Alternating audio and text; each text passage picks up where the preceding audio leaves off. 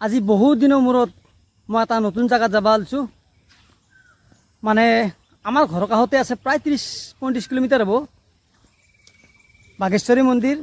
মানে খুব জাগৃত মন্দিৰ গতিকে মই সৰুৰ পৰা নামটো শুনি আছোঁ মই যোৱা নাই আৰু এনেকৈ নতুন মাথাউৰিৰ ওপৰেদি মই আহি আছোঁ চাৰিওফালে চাওক এইফালে জংঘল এইফালে জংঘল মানে আকলাকলি আহি আছোঁ আৰু মই ভাবিলোঁ কি বহুত দিন দীঘল ভিডিঅ' মানে দিব পৰা নাই সেইকাৰণে আজি আপোনালোককো দেখা আছোঁ মই মন্দিৰটো ধুনীয়া কৰি আৰু আপোনালোকে ভিডিঅ'টো স্কিপ নকৰে চাই থাকিব আৰু চাওকচোন কি সুন্দৰ এটা পৰিৱেশ চৰাই চিৰিকটিৰ মাত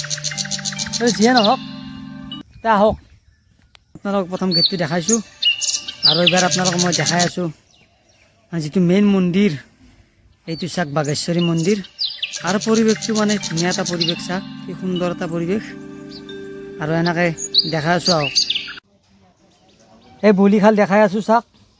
আৰু এইফালে মন্দিৰটোৰ সোঁফালৰ ছাইডটো দেখাই আছোঁ আৰু এনেকৈ 1 খোজ 2 খোজ কৰি মই লাহে লাহে আহি আছোঁ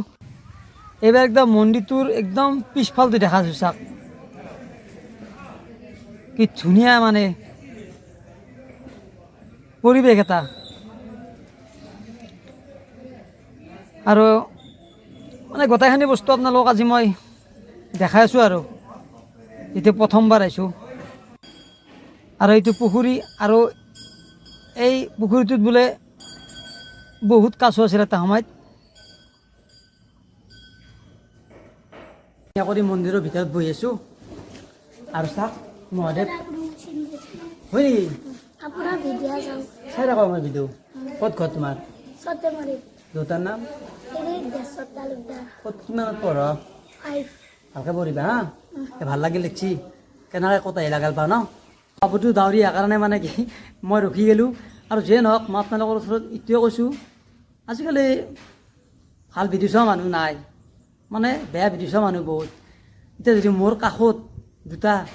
ভাল থকা ছোৱালী থাকিল হয় তেতিয়া মানুহ ক'লা কয় বা এই দুটা কি বম মাল ভিডিঅ'টো আৰু ভালকৈ চাব লাগিব কিজানি বেলেগ কিবা আছে ভিডিঅ'টোৰ ভিতৰত ভিডিঅ'টো আপোনালোকে চাব মই এইটো আশা কৰিলোঁ চাব বুলি ভিডিঅ'টো আৰু খুব সুন্দৰ এটা ভাল লগা এটা দৃশ্য আছে আপোনালোকক মই দেখাই আছোঁ একদম ছাতৰ ওপৰত যাই কিনে আহক কি সুন্দৰ দৃশ্য চাওক